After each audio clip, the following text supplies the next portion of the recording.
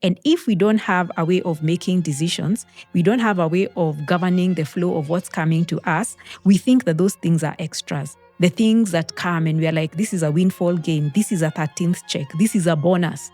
What do we do with it? We blow it up.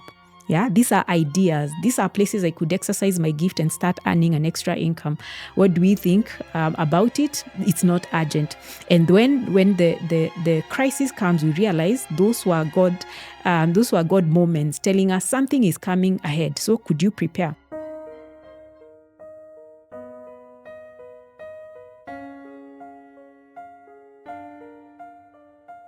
Welcome to the Gates of Wealth podcast, episode 2. My name is Lydia Gashanja. I'm a financial coach and a Gates of Wealth strategist. And in episode 1, we talked about the importance of the Gates of Wealth, their access points through which wealth comes into our lives. And now we must be present. And today, because I want us to talk about what to do when we are present and we can see what's going on at the gates.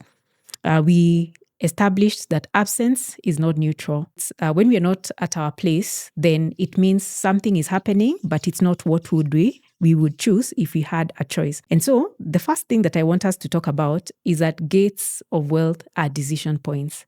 They're not just there for observation. Yes, observation is the first step, but we must begin to make decisions based on what we see. If we make decisions, then we are going to end up financially where we would want us to be. And if we take a seat and don't make decisions, that it means that we have authority that we are not exercising, and we might think that it's harmless, but it's not. Yeah, it's not harmless to sit at your gates of wealth and not make a decision because it's a costly thing. Indecision is a decision because when you're not making a decision, something else is ruling the flow of opportunities of income at your gates of wealth. And that is what we call a drift. Think of someone who has gotten into a vehicle and they don't know where they're going to. They're just going to drift about aimlessly. The same happens with our money. If we don't make decisions, we're going to drift aimlessly. And if we are not making decisions, guess what is making decisions for us? Culture is deciding for us. Fear is making decisions for us. Survival, mindset, family scripts, pressure, habits, older habits.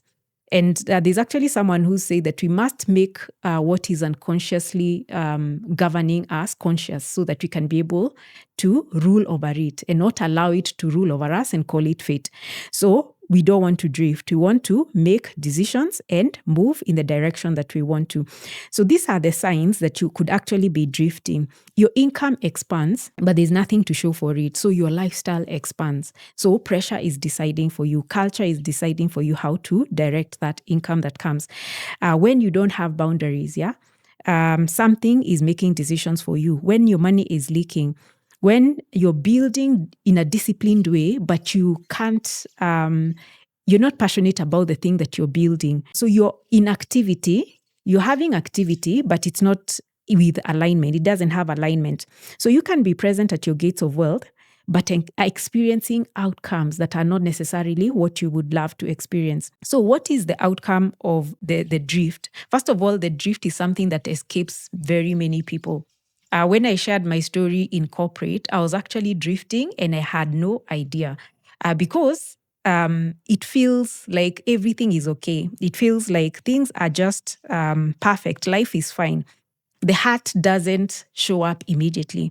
It's like when you're drifting and then you bang a wall, then that's when you realize, and there's an awakening, there's a shock. That's when you realize you've actually been drifting. So the disruption can happen when your job ends suddenly, and it could be like a regulatory change. It could be even an acquisition. Someone acquires your company and all of a sudden they have to change the way things were done, and your positions are no longer as important as they were.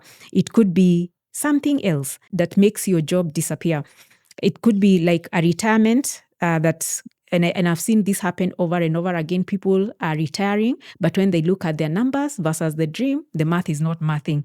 It could be a crisis in the family, like a health issue that creates new limitations in your finances, or family responsibility. Something expands maybe your family expands, your children start going to college. Those things make you suddenly realize that you've been drifting, and it's a season to recalibrate. You don't have to wait for this drift, because what you realize about provision, sometimes we get more than we need for a certain season.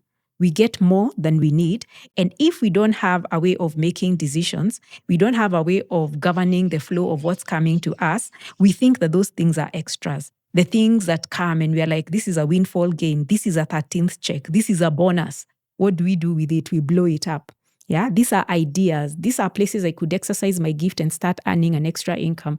What do we think about it? It's not urgent.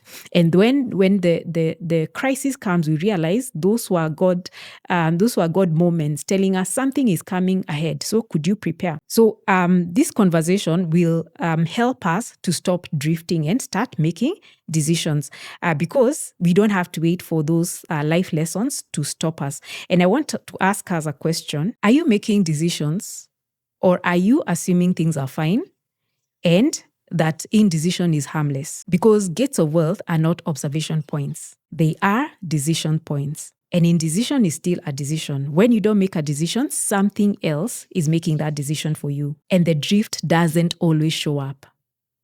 It shows up when probably it's too late, where you have to suffer the consequences of the indecision that you allowed in your life. Seasons change. Disruptions cannot always be prevented, but financial vulnerability can be prevented. And so before seasons shift, this is one decision that could help you recalibrate and prepare for what's ahead.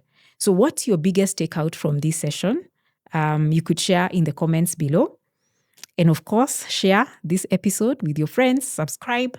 And if you're ready to start this journey of alignment, wealth alignment, you'll find the details in the link below.